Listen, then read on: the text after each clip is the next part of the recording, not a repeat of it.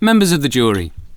Under the government's Emergency Coronavirus Bill, Section 51 of the Criminal Justice Act now includes provision for the defendant to make their statement to the jury via live video link. Is it on? Miss Winters, please address the camera directly when speaking. Pardon me? Please look at the camera when speaking. Right. It's very bright. Barney, can you turn down the light a bit? Please tell the jury your full name. Hello, everybody. I'm very sorry that I can't be there in person to greet you all individually. Your full name, please. My name is Miss Bear Winters. I'm a bit nervous, but I'm very excited to meet you all. Thank you. Now, please repeat after me. I do solemnly... I do solemnly... There's more. I do solemnly, sincerely and truly declare and affirm that the evidence I shall give shall be the truth, the whole truth and nothing but the truth. Gosh, that's quite a lot to remember. I do solemnly and sincerely and truthfully declare that everything that I say will be the whole truth, nothing but the truth, so long as you both shall live. Is that right? It'll do. Miss Winters, this is your opportunity to present to the jury your evidence. You must tell them exactly what happened, at the end of which they will have to decide whether or not they believe you to be guilty or innocent of the crime which you have been accused of. Oh, but I am innocent. This has all been a big misunderstanding, a huge mistake. All right, Miss Winters. In your own words, please tell the jury what happened. I was only trying to help. So, I live in a very secluded spot. It's very hot and not very habitable. But we do have lovely beaches. But nothing going on, there's nothing to do. I must say that some days I do get incredibly lonely. Except, of course, for the shepherds that work along the coastal cliffs. This particular May Day was just a typical day. I was snuffling around looking for some honey and bananas.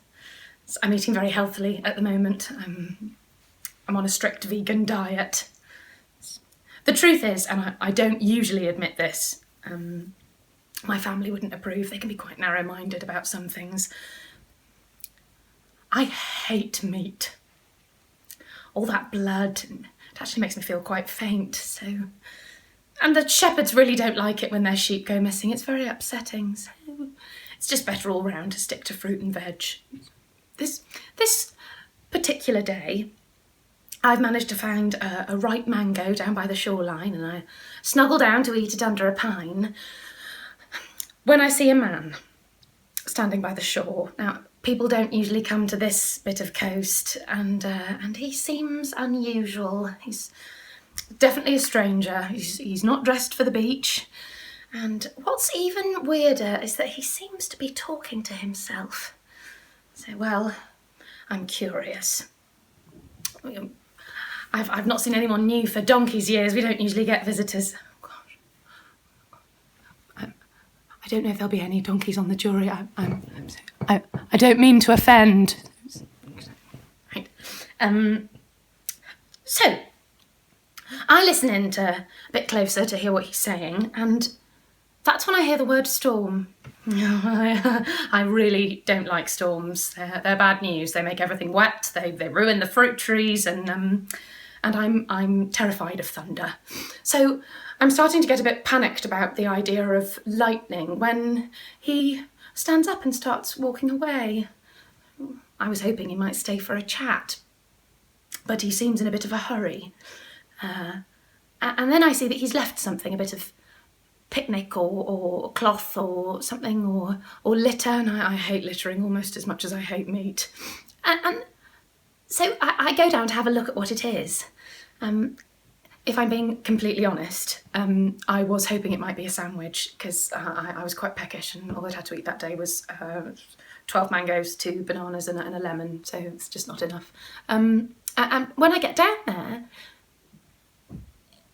it was a little baby.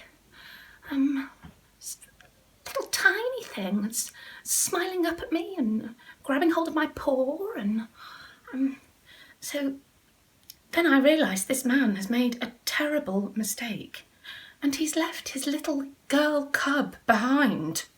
Well, I know that parenthood isn't always easy, and mistakes do happen, so I shout really loud after him, like this, "Run!" And I run down to try and catch him. But instead of stopping, he starts running as well. Well, luckily I am quite a fast runner, and I catch up to him relatively quickly. Then he launches himself into the sea. So he's splashing and shouting and yelling and screaming, and I'm shouting and yelling too, but about the baby.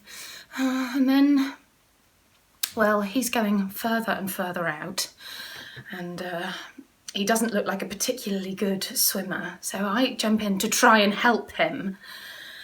But he just keeps shouting and screaming, and well, that's when something really awful happened.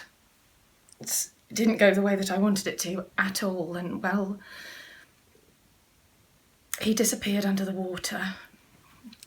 And I searched around and around, but I couldn't find him. And when I did find him and managed to drag his body back to the shore, well, it was too late.